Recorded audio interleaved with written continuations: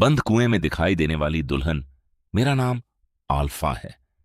मुझे बचपन से ही रहस्यमयी जगहों और डरावनी कहानियों के पीछे छिपे सच को जानने का शौक रहा है। इसी वजह से एक बार मैं रतनपुर नाम के छोटे से गांव में गया। गांव के बाहर एक पुराना कुआं था, जिसे लगभग 20 साल पहले पत्थरों से बंद कर दिया गया था।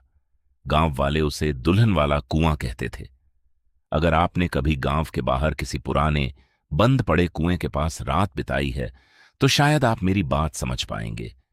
लेकिन अगर नहीं बिताई, तो मेरी एक बात हमेशा याद रखना, रात में किसी बंद कुएं के अंदर मत देखना। हो सकता है वहां पानी ना हो, फिर भी आपको कोई दिखाई दे। और अगर वह कोई लाल साड़ी पहने दुल्हन हो, तो पीछे मुड़कर मत देखना। मैंने एक बुजुर्ग से इसके बारे में पूछा। उन्होंने तुरंत मेरी तरफ देखा और कहा, रात में उस कुएं की बात मत करना। मैंने हंसकर पूछा, क्यों?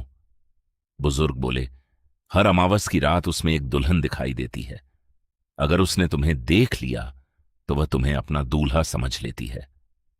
मैंने इसे गांव की पुरानी अफवाह समझा, लेकिन बुजुर्ग की आंखों में ऐसा डर था कि मेरी हंसी भी कुछ देर में गायब हो गई। उस रात करीब 11:15 बजे मैं कैमरा, टॉर्च और मोबाइल लेकर गांव से बाहर निकल पड़ा। आसमान बादलों से घिरा था।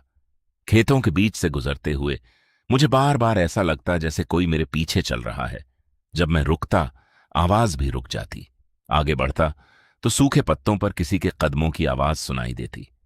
कुछ देर बाद मुझे कुआं दिखाई दिया।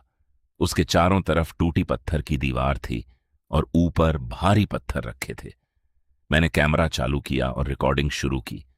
मैं बोल ही रहा था कि अचानक कहीं से पायल की आवाज आई, छन छन छन। मैंने पीछे देखा, वहां कोई नहीं था।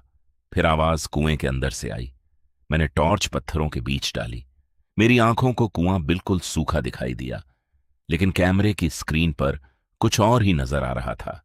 स्क्रीन में कुएं के अंदर काला पानी था। उस पानी के बीच एक औरत खड़ी थी। उसने लाल शादी का जोड़ा पहन रखा था। उसके लंबे बाल चेहरे पर लटक रहे थे। मैंने कैमरा नीचे किया, फिर दोबारा ऊपर किया। वह औरत अभी भी स्क्रीन में थी। मैंने धीरे से कैमरा झूम किया। दुल्हन ने अपना सिर उठाया, उसके बाल पीछे हुए और उसका चेहरा दिखाई दिया। उसकी आंखें पूरी तरह सफेद थीं। मेरे हाथ कांपने लगे। तभी उसने बहुत धीमी आवाज में कहा, दूल्हा। मैं पीछे हट गया। फिर उसने दोबारा कहा, दूल्हा। इस बार आवाज मेरे पीछे से आई। मैंने तुरंत पीछे देखने की कोशिश की, लेकिन बुजुर्ग की बात याद आ गई। अगर उसने तुम्हें देख लिया, तो वह तुम्हें अपना दूल्हा समझ लेगी। मैंने पीछे नहीं देखा और गांव की तरफ भागने लगा। मेरे पीछे पायल की आवाज आने लगी, छन छन छन। मैं जितना तेज दौड़ता, आवाज उतनी ही तेज होती जाती। अचानक मेरे मोबाइल पर एक फोटो का नोटिफिकेशन आया। फोटो किसी अनजान नंबर से भेजी गई थी।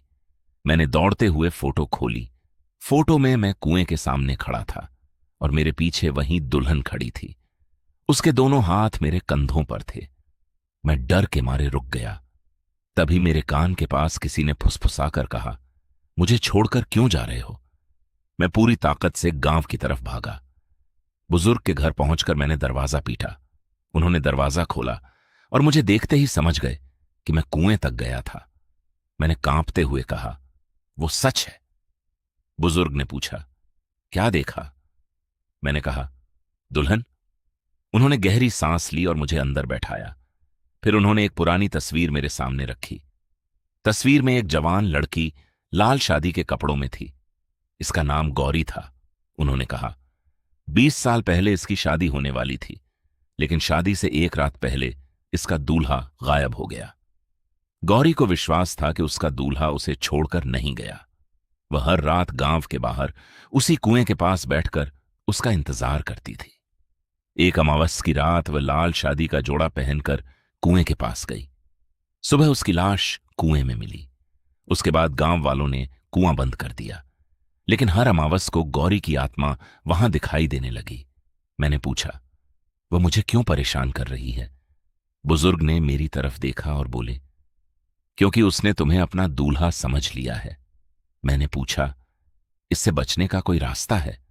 बुजुर्ग बोले, उसकी अधूरी शादी पूरी करनी होगी। मैं हैरान रह गया। उन्होंने बताया कि गौरी की शादी कभी पूरी नहीं हुई थी। उसकी एक पायल भी कुएं में गिर गई थी। अगर पायल वापस कुएं में रखकर उसकी शादी की आखिरी रस्म पूरी कर दी जाए तो शायद उसकी आत्मा मुक्त हो सकती है। मैंने पूछा, शायद? बुजुर्ग ने मेरी आंखों में देखकर कहा, क्योंकि आज तक किसी ने यह कोशिश करके वापस आकर नहीं बताया। अगली रात फिर अमावस थी। मैं अकेला नहीं जाना चाहता था, लेकिन उस रहस्य को खत्म करना जरूरी था। रात 12 बजे मैं और बुजुर्ग कुएं के पास पहुंचे। इस बार कुएं के ऊपर रखे पत्थर अपने आप हटे हुए थे। अंदर पानी था और पानी के बीच गौरी खड़ी थी, लाल साड़ी, घूंघट और हाथों में चूड़ियां। उसने धीरे धीरे मेरी तरफ देखा। मैंने डरते हुए पूछा, तुम गौरी हो? उसने सिर हिलाया। फिर वह बोली, इतने साल बाद आए हो? मैंने कहा, मैं तुम्हारा दूल्हा नहीं हूं। उसका चेहरा अचानक बदल गया। उसकी आंखों से काला पानी बहने लगा। सब यही कहते हैं, उसने कहा। हवा अचानक तेज हो गई। पेड़ जोर जोर से हिलने लगे। बुजुर्ग ने मंत्र पढ़ना शुरू किया। गौरी कुएं से बाहर आने लगी। उसके हाथ पत्थरों को पकड़ रहे थे, लेकिन उसकी उंगलियां सामान्य नहीं थीं। वे बहुत लंबी और मुड़ी हुई थीं। मैं पीछे हटने लगा। गौरी मेरे सामने आकर खड़ी हो गई। उसने घूंघट उठाया।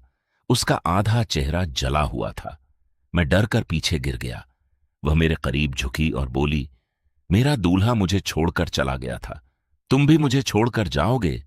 मैंने कहा, मैं तुम्हें मुक्त करने आया हूं।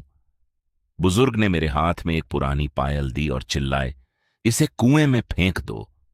मैंने पायल पूरी ताकत से कुएं में फेंक दी। पायल पानी में गिरते ही एक भयानक चीख सुनाई दी। गौरी पीछे खींचने लगी। उसका चेहरा धीरे धीरे शांत होने लगा। उसकी आंखों से आंसू निकल आए। उसने मुझे देखा और बहुत धीमी आवाज में कहा, अब मेरी शादी पूरी हो गई। फिर वह पानी में गिर गई। कुआं अचानक बिल्कुल शांत हो गया। हवा रुक गई। पेड़ों की आवाज बंद हो गई। बुजुर्ग ने मेरा हाथ पकड़ा और कहा, अब पीछे मत देखना। हम दोनों गांव की तरफ चल पड़े। मैंने रास्ते में पूछा, क्या अब वह सच में चली गई? बुजुर्ग ने कोई जवाब नहीं दिया। गांव पहुंचने के बाद मैं अपने कमरे में लौट आया। रात भर नींद नहीं आई। सुबह मैंने अपना कैमरा खोला और पिछली रात की रिकॉर्डिंग देखने लगा। वीडियो में सब कुछ था, कुआं, गौरी, पायल और वह डरावनी आवाज। लेकिन वीडियो के आखिरी हिस्से में मुझे कुछ अजीब दिखाई दिया। कुएं के पास मैं और बुजुर्ग खड़े थे। हमारे सामने गौरी थी, लेकिन हमारे पीछे एक आदमी भी खड़ा था। उसने काले कपड़े पहने थे। मैंने वीडियो रोककर उसका चेहरा झूम किया। मेरे हाथ से मोबाइल लगभग गिर गया। वह आदमी बिल्कुल मेरी तरह दिख रहा था। तभी मेरे मोबाइल पर एक नया संदेश आया। सिर्फ 2 शब्द थे, शादी बाकी। मैंने नंबर पर कॉल किया। नंबर बंद था। मैंने सोचा शायद यह सब किसी की शरारत है, लेकिन उसी रात मेरे कमरे के बाहर पायल की आवाज सुनाई दी। छन छन छन। मैंने दरवाजा नहीं खोला। फिर किसी औरत की आवाज आई, आल्फा। मैं चुप रहा। आवाज फिर आई, तुमने गलत दुल्हन को मुक्त किया है। मेरे शरीर में सिहरन दौड़ गई। मैंने पूछा, तुम कौन हो? कुछ सेकंड तक सन्नाटा रहा। फिर जवाब आया, मैं वही हूं जो 20 साल से उस कुएं के अंदर इंतजार कर रही थी। मेरे कमरे की लाइट अपने आप बंद हो गई। खिड़की पर पानी की बूंदें जमा होने लगीं। उन बूंदों से धीरे धीरे एक शब्द बना, दूल्हा। मैंने पीछे देखा। कमरे के कोने में लाल साड़ी पड़ी थी। उसके पास गीले पैरों के निशान थे। निशान दरवाजे से शुरू होकर मेरे बिस्तर तक आ रहे थे और आखिरी निशान मेरे तकिए के बिल्कुल पास था। तभी मेरे कान के पास किसी ने फुसफुसाकर कहा, इस बार मैं कुएं तक नहीं आऊंगी। मैंने आंखें बंद कर लीं। फिर वही आवाज आई, कुआं खुद तुम्हारे पास आएगा। अचानक मेरे कमरे के फर्श के नीचे से पानी की आवाज आने लगी। छप छप छप। मैंने नीचे देखा। फर्श की दरारों से काला पानी बाहर निकल रहा था। उस पानी में एक लाल चूड़ी तैर रही थी। चूड़ी पर छोटे अक्षरों में लिखा था, शादी अभी बाकी है। और तभी मेरे कमरे के अंदर पायल की आवाज पहले से भी तेज सुनाई दी, छन छन छन। मैंने दरवाजा खोला। बाहर कोई नहीं था, लेकिन फर्श पर गीले पैरों के निशान मेरे कमरे से बाहर नहीं जा रहे थे। वे मेरे कमरे के अंदर ही घूमकर वापस मेरे बिस्तर तक आ रहे थे। तभी मेरे पीछे से घूंघट में छिपी एक आवाज आई, अब दूल्हा घर से बाहर नहीं जाएगा। मैंने धीरे धीरे पलट कर देखा। सामने वहीं लाल साड़ी वाली दुल्हन खड़ी थी। उसने घूंघट उठाया। चेहरा दिखाई नहीं दिया, सिर्फ काली खाली आंखें थीं और उसके हाथ में वही पुरानी पायल थी। उसने पायल मेरी तरफ बढ़ाई और कहा, अब बस फेरे बाकी हैं। उस रात के बाद मैंने वह गांव छोड़ दिया। लेकिन आज भी जब रात के ठीक 12 बजे पायल की आवाज सुनाई देती है, मुझे पता चल जाता है कि वह मुझे ढूंढ रही है। और सबसे डरावनी बात यह है कि पिछले महीने मुझे एक फोटो मिली। फोटो में वही बंद कुआं था, लेकिन उसके अंदर पानी नहीं था। कुएं के किनारे एक शादी का मंडप बना हुआ था और मंडप में दूल्हे की जगह मैं खड़ा था। मेरे सामने घूंघट में वही दुल्हन बैठी थी। फोटो के नीचे सिर्फ एक तारीख लिखी थी, अगली अमावस। अब मुझे नहीं पता कि यह कहानी यहीं खत्म होगी या नहीं, लेकिन अगर कभी रात में किसी सुनसान गांव के बाहर आपको पायल की आवाज सुनाई दे तो उसे अनदेखा कर देना। और अगर किसी बंद कुएं के अंदर आपको लाल साड़ी वाली दुल्हन दिखाई दे तो उसे अपना नाम मत बताना, क्योंकि हो सकता है वह सिर्फ आपको देख नहीं रही हो सकता है वह पहले से ही आपको अपना दूल्हा मान चुकी हो। बस सावधान।